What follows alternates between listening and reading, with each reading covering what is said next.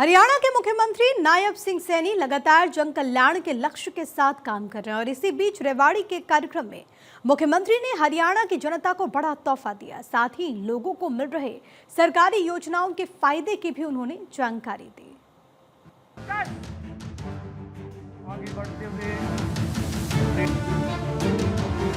रेवाड़ी के राव तुलाराम स्टेडियम में हरियाणा के सीएम नायब सिंह सैनी ने विकास, स्वास्थ्य, किसानों और युवाओं को लेकर खुलकर अपनी बात सामने रखी।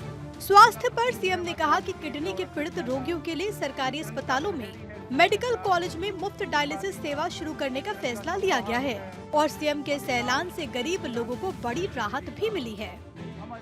1000 किलोमीटर तक मुफ्त में यात्रा कर रहे हैं। मुख्यमंत्री विवाह शगुन योजना के तहत गरीब परिवारों की बेटियों की शादी पर 71,000 रुपए तक का सुगन दिया जाता है। गरीबों के सर पर छत उपलब्ध कराने के लिए प्रधानमंत्री आवास योजना के तहत 47,573 मकान बनाए गए हैं। इसके अलावा लगभग 14,000 मकान बनाए जा रहे हैं।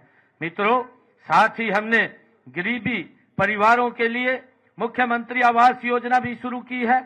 इसके तहत 14 शहरों में 15,256 गरीब परिवारों को 30-30 गज के प्लाट दिए हैं। हमने गांव में 100-100 गज और महाग्राम में 50-50 गज के प्लाट देने शुरू कर दिए हैं।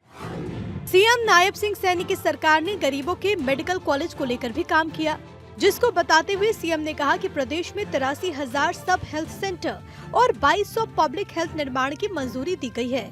गरीब के उत्थान के लिए नई योजनाएं भी चलाई गई हैं। हमने जन सेवा का दायित्व संभालने के बाद पहली कैबिनेट की मीटिंग में ही किडनी के रोग से पीड़ित रोगियों के लिए सभी सरकारी अस्पतालों एवं मेडिकल कॉलेजों में मुफ्त डायलिसिस सेवाएं शुरू करने का निर्णय किया। इससे गरीब लोगों को बड़ी राहत तो मिली है। प्रदेश के हर व्यक्ति को स्वास्थ्य सेवाएं देने की दिशा में एक और कदम बढ़ाते हुए हमने आयुष्मान भारत चिरायु योजना में 70 साल से अधिक आयु के सभी बुजुर्गों के लिए भी 5 लाख रुपए सालाना की मुफ्त इलाज की सुविधा वो शुरू की है।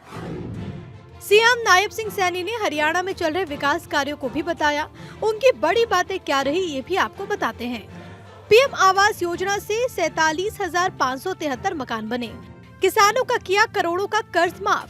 युवाओं को बिना खर्ची पर्ची के नौकरी मिल रही है। औद्योगिक विकास को नई रफ्तार दी गई। साथ ही ग्राम पंचायतों की लिमिट भी बढ़ाई गई है। भाइयों बहनों, आप जानते हैं कि पिछले साल खरीफ सीजन में बारिश देर से हुई। इस कारण मेरे किसान भाइयों को फसल की बुआई के लिए सिंचाई व दूसरे इंतजामों पर अतिरिक्त खर्च करना पड़ा।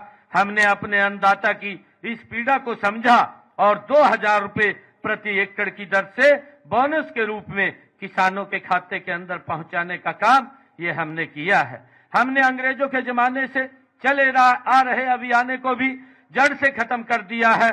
साथ ही 133 करोड़ रुपया पिछली जो बकाया राशि थी उसको भी माफ कर दिया है। शहरी स्थानीय निकायों की शक्तियों की डिसेंट्रलाइज करने के लिए कई कदम उठाए गए। राज्य में मेयर के चुनाव करवाना शुरू किया गया। गुरुग्राम, फरीदाबाद, सोनीपत, हिसार, पंचकुला के विकास के लिए मेट्रोपॉलिटिक अथॉरिटी का गठन भी कर दिया गया है। Bureau report, Bharat 24।